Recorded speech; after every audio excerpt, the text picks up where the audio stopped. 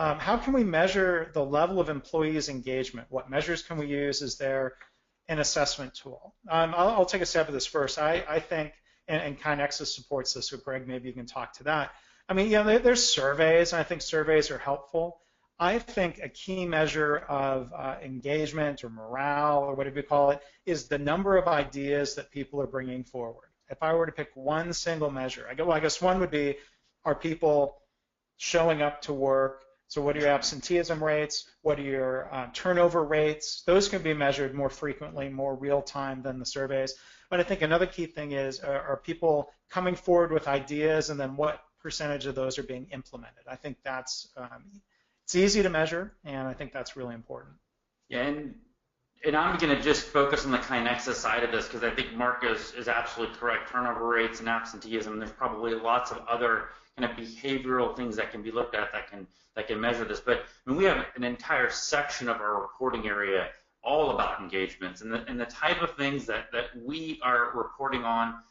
That's just by the fact that you're using KaiNexus, we're able to capture this data at a click of a button and show you. And so our improvement coaches, our customers, the people that are driving kind of the improvement work at the individual organizations, use this stuff all the time to figure out, you know, what departments are engaged and what areas and what teams are.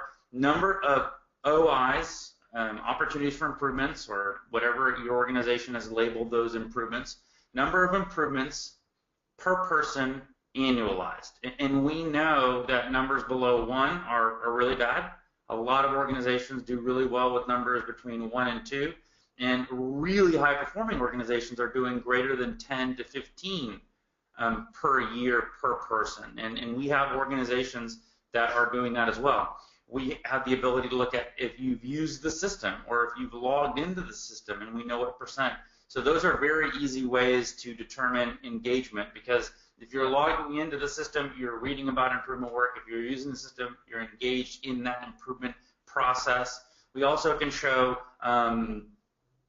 what percent of your population, of your company employees, are actually involved in some role in an improvement. And so we obviously like to see the number of people that have no role or no engagement in any improvement or in any project in the system. We like that number to be very close to 0, right? And we find in highly engaged organizations that many people are involved in many different improvements or projects, and so they'll see their high-end users, that percentage to be very high. So lots of different ways to kind of slice and dice that. We know, for example, also in the system you can really see, oh, well, this department, this plant is doing 10 OIs per 10 improvements per person per year.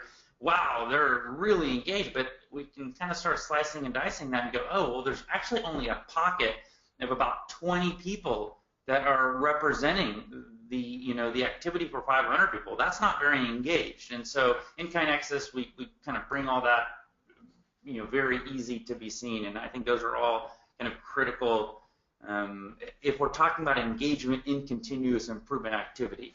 And we know, obviously, the more you engage in continuous improvement activity, the greater the culture you'll have of continuous improvement. So yeah, it becomes a very self-perpetuating cycle. Yes. Engagement, I think, like trust, doesn't just exist. It has to be created. You have to work at it. Leaders need to work at it. So as we wrap up here, I guess my final point would be, if people bemoan a lack of trust, you need to ask, what are you doing to build trust? I've heard people complain about a lack of engagement. Our doctors aren't engaged. They'll say, well, what are you doing to engage your doctors? Like, don't be passive.